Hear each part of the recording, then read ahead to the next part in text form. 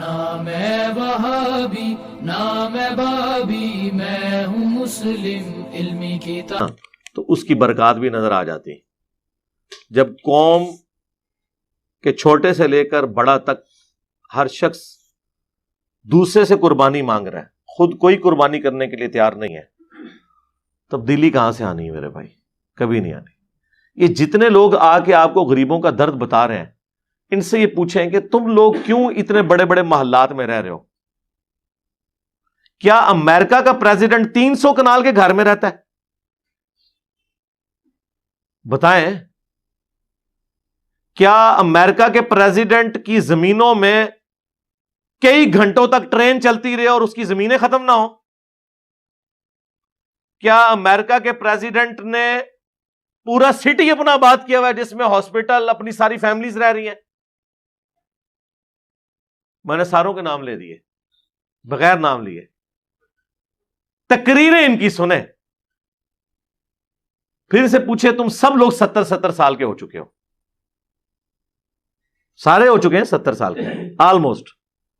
ہمارے جتنے political leaders ہیں اس وقت بڑے، نواز شریف صاحب، زرداری صاحب، مولانا فضل الرحمان صاحب، عمران خان صاحب، ان سے پوچھو کہ اب تم نے کتنا عرصہ زندہ رہنا ہے یار؟ چلو 100 سال کیلکولیٹ کر لو، ویسے تو مجھے نہیں لگتا ان میں سے کوئی 100 پہ پہنچے گا. 100 کے حساب سے کیلکولیشن کر کے اپنا پورا معاملہ رکھ لو، باقی دے دو نا یار. قوم کا درد سینے میں ہر دوسرے دن دودھ اترا ہوتا ہے اس قوم کے لیے آپ کے، ٹھیک ہے؟ تو یار اپنی جیب ڈھیلی کرو نا، خود اپنا لیونگ سٹینڈرڈ تھوڑا سا نیچے لے آؤ اور وہ مال اللہ کی راہ میں خرچ کرو. ہم نہیں کہتے کہ تم پاکستان کی اسٹیٹ بینک کے پاس وہ مال رکھواؤ، نہیں، خود اپنے ہاتھوں سے خرچ کر دو، جہاں بہتر سمجھتے ہو لگاؤ. ایک ایک جلسے پہ ان کے 10 15 کروڑ روپے لگ رہا ہے اور نکل رہا کیا اس میں سے؟ چند ٹی وی اینکرز کی نوکری کہ وہ اس جلسے میں ہوئی بھی تقریر کو ڈسکس کریں گے. وہ سرکار تقریر آپ گھر بیٹھ کے کر لیں سوشل میڈیا کے ذریعے، تب بھی آپ کی تقریر جو آپ نے بونگیاں ارشاد فرمانی ہیں وہ ڈسکس ہوں گی. وہ بونگیاں آپ گھر میں بیٹھ کے ایک ویب کیم کے اوپر یا ایک کوئی کیمرہ لگا کے اس میں مار لیں تو ٹی وی اینکرز کی نوکری پھر بھی کھل جائے گی. اس کے لیے 15 کروڑ کا جلسہ کروانے کی کیا ضرورت ہے؟ 10-15 کروڑ ایوریج ہوتا ہے وہ لائٹنگ کا، اور باقی سارے خرچے آپ دیکھیں خود بتاتے ہیں.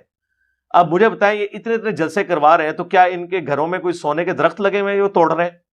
اور اپنی جیب سے نہیں لگا رہے، یہ آپ کا ہی پیسہ ہے جو ان کے ساتھ بیٹھنے والے 2 نمبر لوگوں نے لوٹا ہوا ہے اور وہ اپنے لیڈرز کے اوپر لگا رہے ہوتے ہیں. انہی لیڈرز کی ناک کے نیچے انہوں نے یہ حرام کمایا ہوتا ہے، اور ان میں وہ لیڈر بھی شامل ہیں جو کہتے ہیں کہ جی ہم نے کبھی حرام نہیں کھایا. ہم کب کہتے ہیں کہ حرام آپ نے کھایا نہیں ہے؟ لیکن اربوں کا حرام آپ کے نیچے کھایا گیا اور آپ نے آنکھیں بند کی، تو گویا کہ آپ مجرم ہیں، کیونکہ رعیت کے بارے میں آپ سے سوال ہوگا. صحیح مسلم میں حدیث ہے کہ سب سے برا گڈریا وہ ہے جو حکمران گڈریا ہے. جیسے ایک گڈریا بھیڑ بکریوں کی حفاظت کرتا ہے نا، حکمران بھی اپنی قوم کی حفاظت کرتا ہے کہ اگر اس نے انصاف نہ کیا تو اس پہ جنت حرام ہے. وہ حفاظت نہیں کر سکا تو اس کی بکری ماری جائے گی، لیکن حکمران اگر رعایا کی حفاظت نہ کر سکا تو حکمران مارا گیا، وہ جہنمی ہو گیا. پھر بخاری مسلم کی حدیث، تم میں سے ہر شخص نگہبان ہے اور اس سے اس کی رعیت کے بارے میں پوچھا جائے گا. وہ اپنی رعایا کے اوپر حکمران ہے اور وہ اس کی رعیت ہے، اس سے پوچھا جائے گا.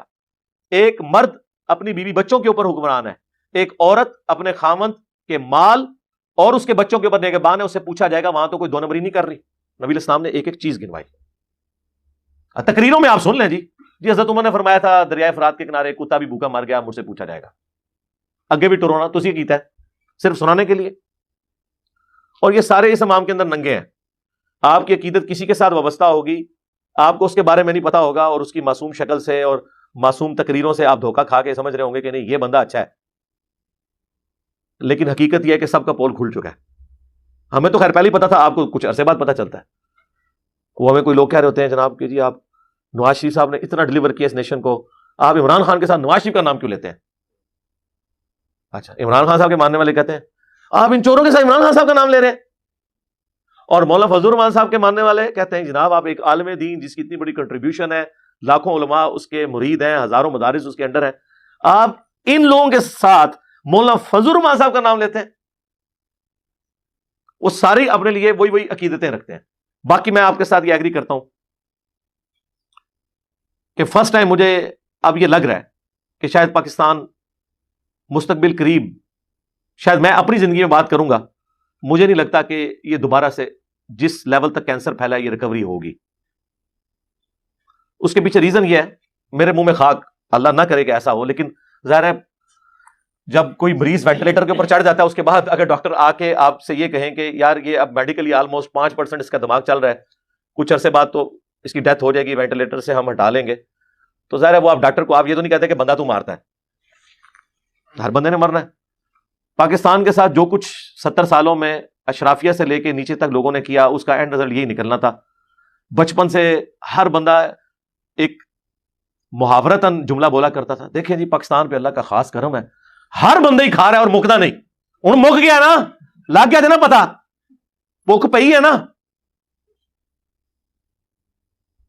ایک کس طرح نہ دے آپ کو IMF، آپ اپنی فوج کی سرکاری ملازمین کی تنخواہ نہیں دے سکتے، پینشنیں نہیں دے سکتے. آپ مجھے بتائیں جب آپ ملینز آف پیپل کی تنخواہیں اور پینشنیں نہ دیں تو مارکیٹ میں جتنی دکانیں ان سے خریداری کون کرے گا؟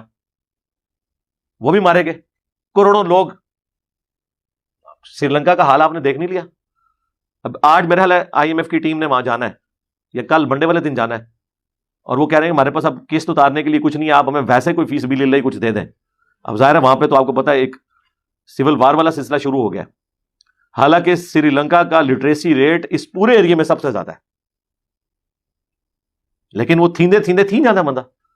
پاکستان کے ساتھ بھی یہی ہو رہا ہے، جو آتا ہے اپنا نیا تجربہ کرتا ہے، وہ فلاپ ہوتا ہے، پھر وہ فلاپ ہونے کے بعد معافی نہیں مانگتا، پھر ایک اور نیا تجربہ کرواتا ہے اور اپنے گناہوں کا بوجھ کسی اور کے اوپر ڈالتا ہے.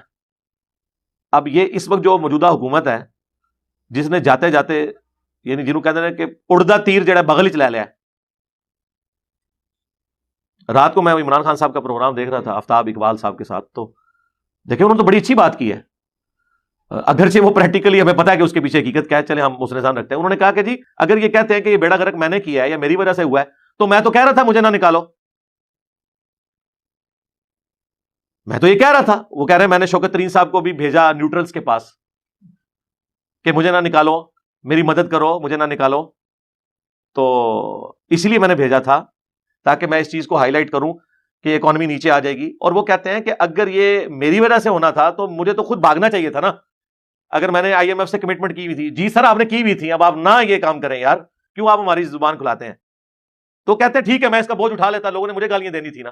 اب یہ بات ان کی لاجیکل درست ہے، اسی لیے میں نے پہلے دن مخالفت کی تھی کہ جس طریقے سے نواز شریف صاحب کو 2017 میں نکالا گیا عدالتوں کے ذریعے، پیسہ کوئی ریکور نہیں ہوا، اقامے پہ فارغ کیا گیا، وہ بھی غلط طریقہ تھا اور یہ بھی غلط طریقہ ہے. لیکن وہ دوسرے کہتے ہیں نہیں جی آئینی طریقہ ہے، عدم اعتماد پیش کی ہم نے، وہ آئینی طریقہ ہے لیکن اخلاقیات بھی کوئی دنیا میں چیز ہے. دوسری طرف آپ چارٹر آف ڈیموکریسی میں ایگری کیے ہوئے ہیں کہ ہم کسی کی حکومت نہیں گرائیں گے، تو کیا یہ چارٹر آف ڈیموکریسی کے تحت یہ جرم نہیں تھا عدم اعتماد پیش کرنا؟ کنٹینیوشن ہونے دیں، 5 دفعہ اسمبلیاں 5 سال پورے کریں، آپ اس کا رزلٹ دیکھ لیں گے. انڈیا میں 40% پارلیمنٹیرین کرپشن میں ڈوبے ہوئے ہیں، لیکن انڈیا اوپر جا رہا ہے کیونکہ تسلسل ہے پالیسیز کا. ہم کہتے ہیں 2 چارٹر آپ لکھ دیں، ایک چارٹر آف ڈیموکریسی، تمام جماعتیں، کسی کی حکومت نہیں آپ گرائیں گے، 5 سال عوام فیصلہ کریں کہ اس کو اگلی حکومت دینی ہے نہیں.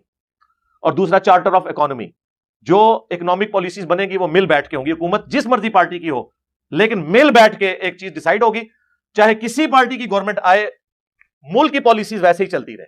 جس طرح یہ FATF کے چکر میں ہوا ہے نا، سب بیٹھ کے انہوں نے چلایا نا، تو انشاءاللہ تعالیٰ امید ہے کہ ہم ابھی ان آفیشیل خبریں تو آ گئی ہیں کہ گرے لسٹ سے انشاءاللہ نکل جائیں گے، وائٹ میں آ جائیں گے، تو فائدہ ہوتا ہے اس طریقے سے. تو یہ 2 چیزیں کر لیں اور معاملات کو آگے لے کے چلیں. باقی عمران خان صاحب تو اپنی جگہ بالکل ٹھیک کہہ رہے ہیں، لیکن وہ جو ان کا انٹرویو تھا، وہ اس میں اس پورے انٹرویو کی تھیم یہی نکلی ہے کہ یہ عمران خان صاحب کو امریکہ نے نہیں نکالا، نیوٹرل سے نے نکالا ہے. تو میں سوچ رہا تھا کہ یار یہ میرے تو خیر وہ بڑے بھائیوں کی طرح آفتاب اقبال صاحب ایک پڑھا لکھا بندہ ہے، اور وہ شروع میں کہہ رہا ہے جی میں بڑا نیوٹرل قسم کا انٹرویو لوں گا، لیکن وہ انٹرویو کیا تھا؟ انٹرویو لینا ہے تو مجھے انٹرویو دینا ہے عمران خان صاحب بھی اور نواز شریف صاحب بھی. میں تو دساں نیوٹرل کہنے کہ انہوں نے ایک شے پھکی رکھ کے میں سامنے رکھاں گا اور میں کہاں گا جواب دو. یہ 2 سٹیٹمنٹس بیک وقت کس طرح جیسا مولویوں کہتے ہیں نا، یہ دیکھو یہ دیکھو، ایک طرف کہہ رہا ہوں میں نے نیوٹرلس کو کہا کہ ہماری گورنمنٹ نہ گرنے دے، تو اس کا مطلب پتہ کیا ہے؟ نیوٹرلس نے گرائی ہے، پھر امپورٹڈ حکومت والا یہ نعرہ جعلی ہوا، اور یہی مطلب لیا جا سکتا ہے۔ دوسرا مطلب اگر آپ نے لیا تو اس کا مطلب یہ ہے کہ نیوٹرلز نے امریکہ کے ساتھ مل کے آپ کو نکالا، مراد یہ کہ ہماری فوج نعوذ باللہ امریکہ کی ایجنٹ ہے۔ تو یہ تو عمران خان صاحب کبھی نہیں کہیں گے، چاہے وہ دل میں مانتے بھی ہوں، زبان سے نہیں کبھی کہیں گے۔ تو جب زبان سے نہیں کہہ رہے تو پھر لیڈرشپ ہی کوئی نہیں، اور یہ ایسا ہے بھی نہیں ہے کہ ایسا اس طریقے سے ہوا ہے۔ وہ رات کو جو انہوں نے انٹرویو میں مارا ہے نا، وہ وہی ہے، واقعی نیوٹرل سے ہی نکالا ہے۔ یہ بات ٹھیک ہے بھائی، دونوں باتیں تو درست نہیں ہو سکتی نا۔ اور رات کو تو اس نے وہ قاسم سوری جو ہے، بعض کا تو مجھے اتنا غصہ آتا ہے کہ میرا دل کرتا ہے وہ جو آخری چھوٹی والی یہ ہے ختم کر دوں اس کے نام کے ساتھ سے۔ نام ہے وہابی، نام ہے بابی، میں ہوں مسلم علمی کتاب